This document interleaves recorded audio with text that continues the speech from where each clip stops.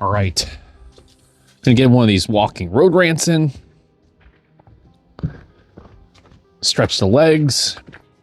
And we could talk, actually revisit the 13-win prediction that we had using data analytics back in May.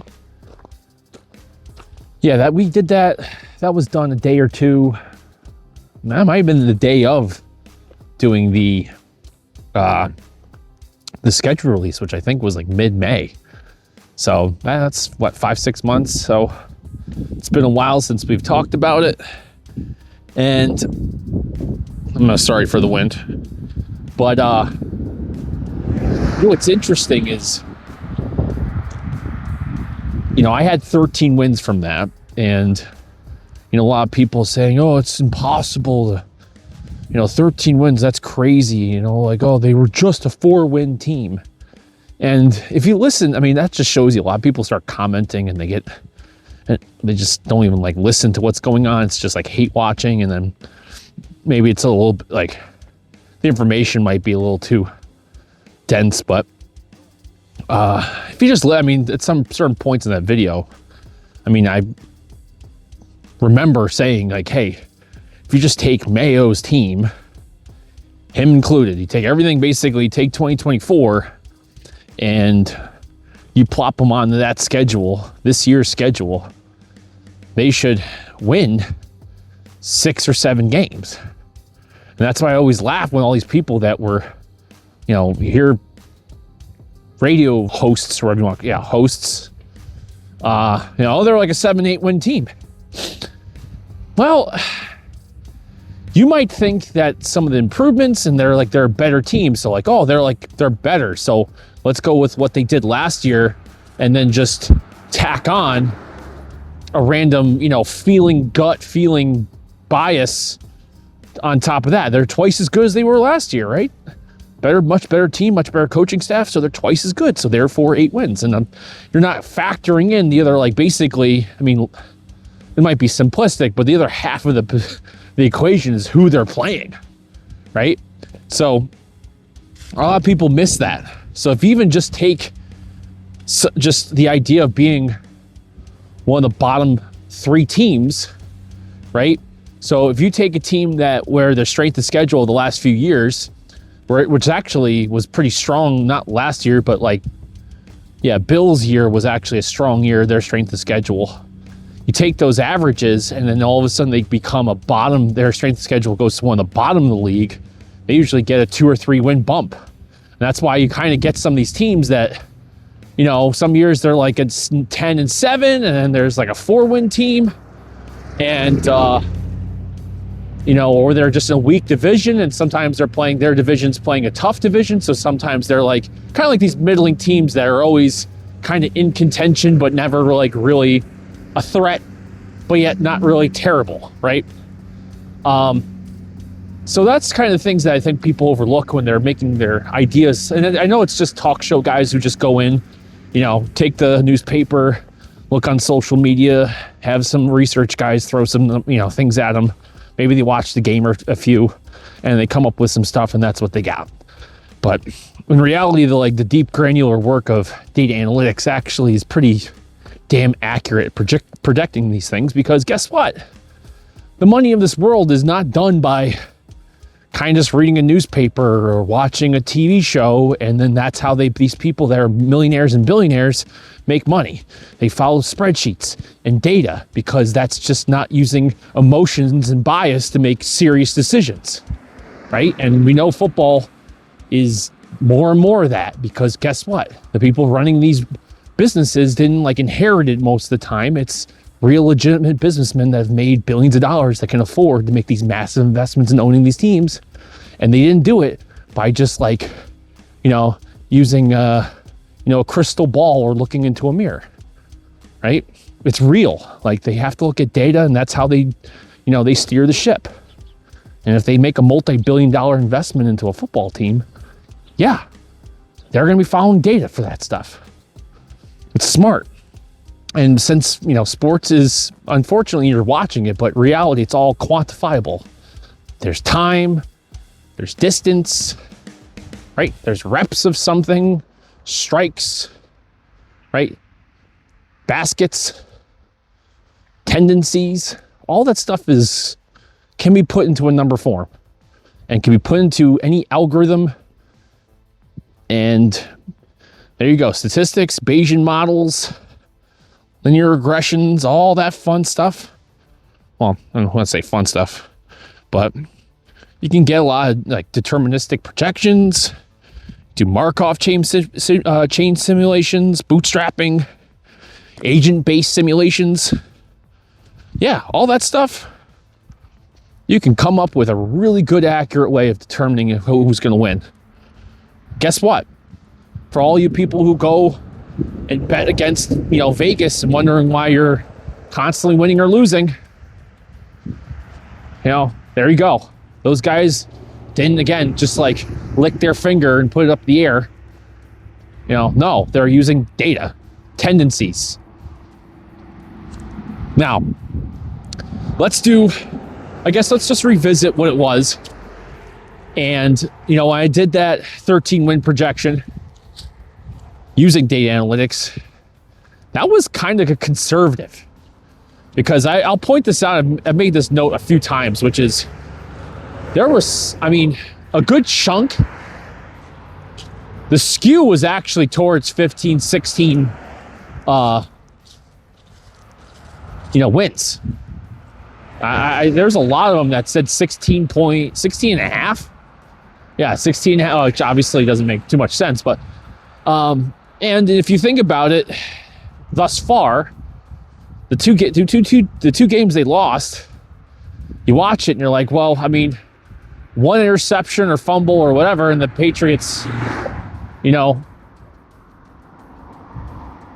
they win against the Steelers, a few completions, or, I guess that was them too bad, but the Raiders was just an awkward game. But, this team could easily be undefeated, right? So let's kind of review what the 13 wins came from. So the baseline would be 4, right? Because it's going over what they had last year.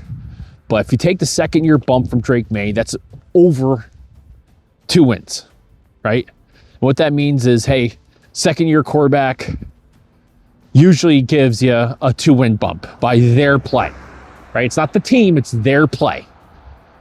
New head coach coming in like Mike Vrabel, which, I did not do exhaustive research on this, but I couldn't find in recent memory a guy who was previously a head coach on another team that had that many years of basically punching above his weight. They had, his wins above expectancy. Except his last year, all his years at the Titans, he did better than essentially what his roster was going to allow him to do, right? So his coaching and game plan and game strategy allowed them to win more than, say, what their roster was saying, like what he had, and that in this the model I eventually stuck with was, again, like 2 wins. Free agencies was roughly 2 wins. Rookie class was about a win. Strength of schedule, the adjustment, again, pointing out that if you just took Mayo's team and you plopped it onto this year's, you're looking at 2 or 3 win improvement. And so that gave you basically 13 wins, right? Now, that might seem, impossible to determine that. But, going back, I used 20 years. So going back 20 years, if you did that, that's what it pumps out. And those things were basically, those 20 years, using multi-factor linear regression, you can figure out the impacts of the year, the prior year's win. You can do the second year quarterback indicator, a new head coach adjustment positive, free agent war, rookie war, strength of schedule, QB efficiency can be thrown in there, offensive line pass blocking improvements. Again, the impact of skill position wars, which obviously the Patriots made a big bump there. Bringing in guys like Milton Williams, then you can start figuring out the pressure percentages or the TO rates or a sack to interception contributions. Bringing in a better kicker, So field goal percentage expected increases. And then you do things like games lost due to injury. You know, for example, like if you did that modeling with Bill on his final year, losing essentially their best players with Gonzo and Judon and the variety of other offensive linemen that they lost to injury and illness over the course of the season, Bill was probably going to make the playoffs with 9 or 10 wins that year. But he didn't because he lost his best players and they all fall apart and the whole thing fell apart. And not everything, like, for example, there's penalties too, right? So you can figure out that not everything was a plus for adding Vrabel. There was the like continuity penalty, meaning like, yeah, you had a decent amount of your own players coming back, but then bringing in Vrabel and a new coaching staff, all that, there's usually penalties, which, the carryover from system familiarity, all that gets penalized, which is actually a couple games. So, yeah, the reality is, like, the system, when you do the modeling, like, technically allows you to have 21, 22 games of a regular season plus, but then there's obviously penalties that bring it down. So it's not just all stacking positives, it's actually factoring in the negatives too, which is a lot of, it's a lot of different regression mechanics to throw in there. And again, that when I did that, the amount of times I used Monte Carlo. What else would I use? And I used deterministic projection, Bayesian simulations, the Markov chain simulations, bootstrapping, agent-based simulations. And you can do that. It's like game level simulation. You can figure out, obviously we did that back in May, but you can use expected points added, so EPA. You can simulate each game of the season against the teams and the coaches. You can do the matchups. You can even figure out, if you wanted to, going down, like, say you can actually kind of figure out what the expectancy of Will Campbell versus Myles Garrett's going to be like. Those things can be quantified. Now, it does assume a lot of independent games can be like skewed based upon injuries or conditions. You gotta throw those things out. So you can't, being that granular doesn't really help you out in terms of determining a year's schedule or a year's record. But if you used, like, the deterministic one gave us like 16 wins. Monte Carlo gave us like a 16. Bayesian gave us like 11. And like bootstrapping, I think, gave us like a 10.5. Now, that was the average wins projected.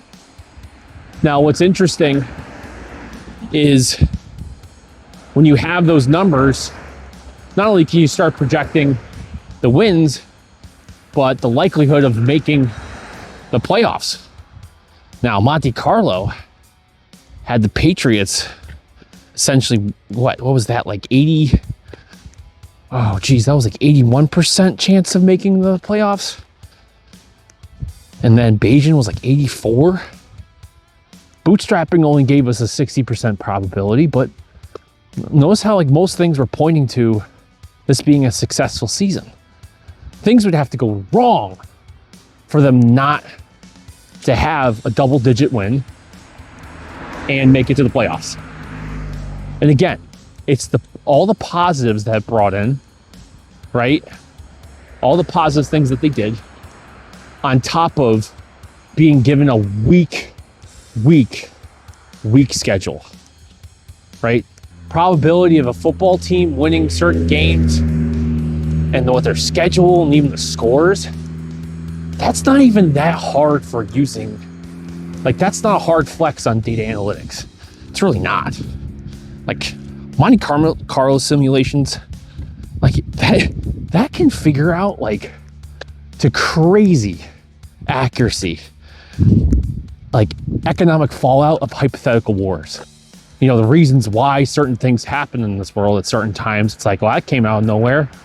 Yeah. Well, not really. Sometimes money knows what's going to happen before everybody else does. And that might be, some people might see that as like manipulation, or in some cases, it's just probability and statistics on certain things. But I mean, how about this? So, like, Background, a little bit of background, I'll give you this. Work right now mostly in finance. One of the best algorithms essentially run off information from Bayesian inference. That algorithm that uses that type of information is one of the best trading algorithms or investment, I shouldn't say trading, but investment algorithms you can possibly use and follow. Which is, now there's different versions of it. It's not like one particular branded algorithm. Is follow credit card spending habits, right? And also what women spend and what their women's spending habits are. You want to follow some of the best stocks in the world? Follow stocks where women spend money, because they're typically the ones that have the excess money in their relationships. You know, one of the successful things that Starbucks even put into a earnings call was, I forget the numbers, but they had hit a specific benchmark of, you know, their customer base being between the ages of 18 and 35 being women. And that's when they essentially had like a great moment of realizing that they've hit their sweet spot, because that's typically a demographic that doesn't really give too much about how much it costs. They just want to make sure that they have a Starbucks label on their cup.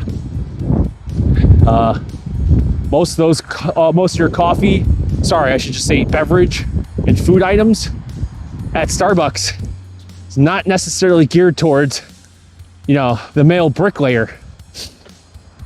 And they make those decisions on data and their goal, and how do they manipulate the situation to get it within those numbers. Sorry for the sidetrack, but it's making you realize, all right, hopefully it's making you understand, maybe not realize, but understand that predicting football games with data is not hard. It's not hard. Now, are we going to actually get 13 wins? I mean, we could talk about, where were we at? So they probably should win against the Browns. Falcons could be, I would think so. I think the Falcons are, I don't even know if their coaches make any sort of game plan. I don't know if Todd Bowles makes any sort of mid-game adjustments. Guy just stands with his arms crossed, chewing gum. But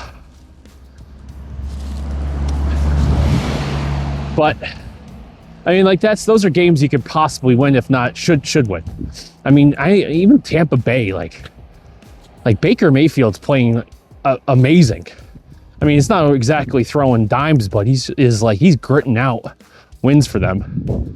And the moment that gets tired out, I don't think they're going to be as towards the top of the NFC. So that's to be something that could be concerned for them.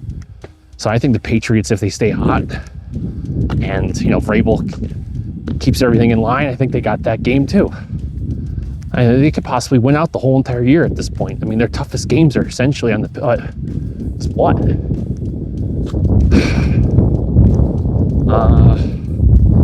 Tampa Bay, Bills. Who else is going to be tough in there? I mean, actually, the one that might be a little scary wild card might be the Giants, depending on where they're at. Of course, all this goes out the window with some injuries. Thankfully, the Patriots, compared to most teams, are actually pretty good. I mean, Antonio Gibson being essentially the only one that's really been, he's the only one that's been out for the year. Not having Christian Gonzalez for this first few weeks obviously hurt. So you can see if you lose somebody like Christian Gonzalez or any one of the top other players on your team, you lose them and all of a sudden the whole thing gets thrown out. And that's why I think a lot of teams, data analytics does work until an outlier happens. And that's why you could probably write down in the comment section, this Vegas had, this team with this many wins, and now look, it's like, well, are they just playing bad, or are there just some key injuries going on there? I think, of course, one would probably pick out the Ravens as being the big head scratcher. But like I've said before, You know, if you look at Ravens, their roster, they're a dumbbell roster, man. Some of their most important players are 30 plus, and some of their other more important players are first few years of the rookie contract. So inexperienced and then out of their prime. And then they have some players that are in their prime. I mean, obviously like Lamar would be a great example, but he's one dude. Lamar has great, you know, streaks, and then he doesn't have so many great streaks too. But that's a team that is, I don't want to say, not properly constructed, but you can see how that all of a sudden they could start off the first third to almost half the year kind of limping along. And they're 1 or 2 injuries away from being a bottom of the league team. Even the Dolphins, I mean, I didn't expect them to be this bad. I expect them to have those random games where all of a sudden, now they lost Tyreek now, but find some way just to roll up 40 points on a team here and there. And that's just not happening. There's obviously ways to, debunk my points here. And this is not, I shouldn't even, at this point, it's just me talking about look how great data analytics is, and see, you got to trust the nerds. That's not what I really wanted this to be about. And again, none of this is perfect. But, I mean, we use stochastic models to determine the weather, pandemic response planning. I mean, they even have a great accuracy with determining Oscar winners with that stuff. I know it's eerie, but it's happening in Foxborough. I mean, it just seems like everything the data tells us is what we're seeing. I'm not saying you have to be data driven to appreciate what's going on. That's not what I'm saying at all. In fact, I watched the game just sitting there, just enjoying it, vegging out, cheering, just like everybody else. But you know what? Let's say this. We can both agree upon, or all of us, I guess, could agree upon that it's not a fluke. You're seeing improvements. I mean, at this point, the weakest, or actually the most pessimistic model has the Patriots at a 60% playoff probability. If they were to miss the playoffs, I'd be shocked. And if they get to that 10 wins, it's like a 99% playoffs. If they get to 12 wins, you're looking at 97% division title. And if they get to 14 wins, number 1 seed in the AFC, 88%. Just saying. Maybe they are a paper tiger once they get to the playoffs because, again, the strength of their schedule. All right, so what do you guys think? Do you think data analytics is just a smoke and mirrors? Is it real? Are we seeing that level of progression and improvement in Drake Maye, the offense, the team as a whole? Let me know in the comment section below if you guys like this content. Please like and subscribe. As always, thanks for watching.